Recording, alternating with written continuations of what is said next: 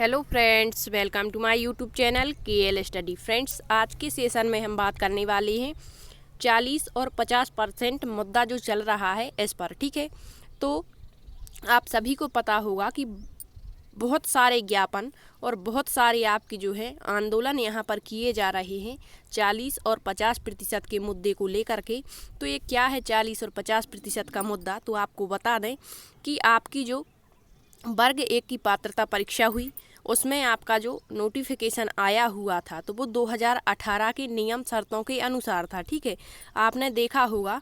और यदि आपके पास नोटिफिकेशन है तो आप ज़रूर देखें उसमें कि आपका जो 40% का मुद्दा है, 40 और 50%। ठीक है, एक इसमें आया आपका, ये तो आपके वर्ग 1 की जो चयन परीक्षा का सिलेबस आया उसमें आपने देखा होगा 40 और 50।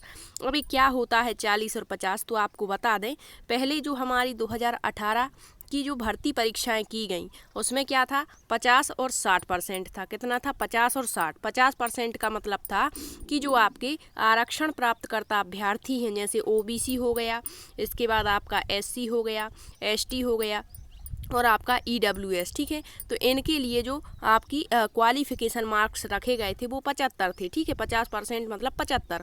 और जो आपके UR यानी जनरल और अदर स्टेट के थे अभ्यर्थी, उनके लिए 60% अर्थात 90 अंक क्वालिफाई माने जाते थे।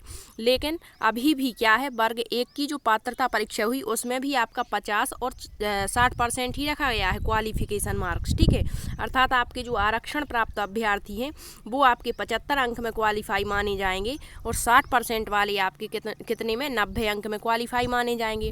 लेकिन जो आपकी सीटेट परीक्षाएं होती हैं, ठीक है, या जो सीटेट की परीक्षा होती है उसमें यदि कोई बच्चा 1 या आधे अंक से डिस्क्वालीफाई हो जाता है तो उसकी जो नंबर है वो बढ़ा दिया जाता है, मतलब उसको क्वालिफाई कर दिया जाता है आधे नंबर से, क्योंकि राउंड फिगर में उसकी जो है गणना की जाती है तो उसको क्वालिफाई कर दिया जाता है। लेकिन हमारे MP टेट में ऐसा नहीं होता। तो बच्चों की मांग यही है कि MP टेट में भी ऐसा होना चाहिए, जो बच्चे 1 या 2 अंक से डिस्क्वालीफाई है उनको मतलब क्वालिफाई करना चाहिए। मतलब अब यहाँ पर जो 40% की मांग है तो ये आपकी चयन परीक्षा में आप देखेंगे। यहाँ पर 1 मिनट देखिए, यहाँ आपकी जो चयन परीक्षा की कटिंग है आप देखेंगे वर्ग 1 की। तो यहाँ पर अनुसूचित जाति, जनजाति अर्थात SC ST, अन्य पिछड़ा वर्ग, दिव्यांग और आर्थिक रूप से जो कमजोर वर्ग हैं उनके लिए 40% यहाँ पर क्या रखा गया है आपका क्वालिफिकेशन। जैसे आपकी पात्रता परीक्षा है तो उसमें तो कितना है, यहाँ पर 50% है और यहाँ पर 60% है। ठीक है, मतलब यहाँ 75 अंक यदि आपके आ गए हैं वर्ग 1 की पात्रता परीक्षा में तो आप क्वालिफाई हो चुके हैं।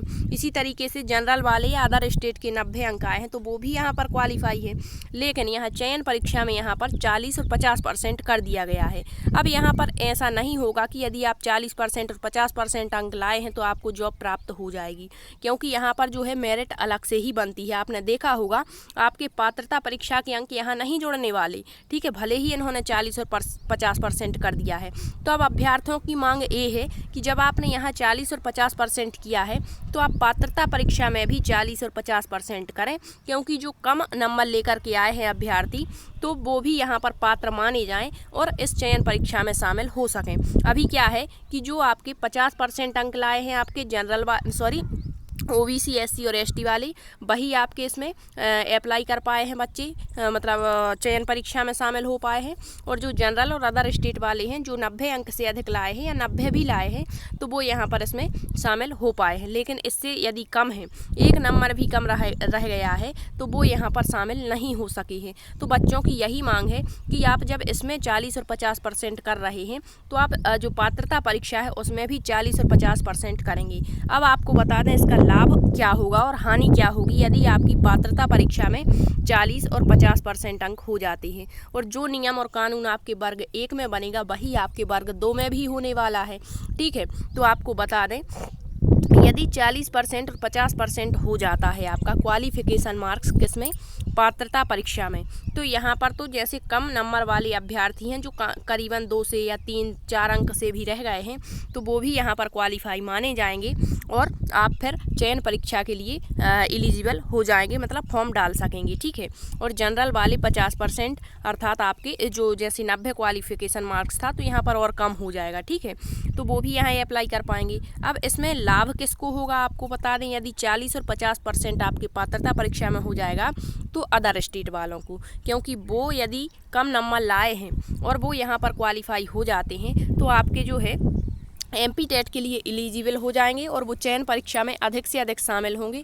अभी आपने देखा होगा वर्ग 3 में बहुत सारे बच्चे जो हैं वो अदर स्टेट के UR कोटे से सिलेक्ट हुए हैं और यहाँ पर उन्होंने जॉब भी स्टार्ट कर दी है। ठीक है, तो आपको बता दें कि जो 40 और 50% का मुद्दा है वो बहुत ही अभी चर्चा में चल रहा है। हो सकता है इस पर कुछ मतलब इस पर मतलब जो कैबिनेट मीटिंग होगी तो फैसला आ भी सकता है।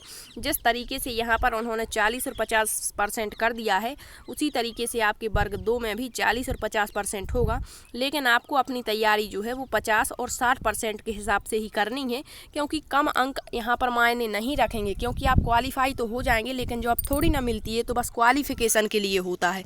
तो हमें बस क्वालिफाई नहीं होना, हमें जॉब चाहिए। ठीक है, तो आप लोग बताएं कि कौन कौन बच्चे यहाँ पर 40 और 50% का समर्थन करते हैं और कौन कौन इसका विरोध करते हैं, और विथ आप कंडीशन के बताएं कि ऐसा क्यों नहीं होना चाहिए या फिर होना चाहिए। ठीक है, तो यदि आपको जानकारी अच्छी लगी है तो शेयर ज़रूर करें। धन्यवाद।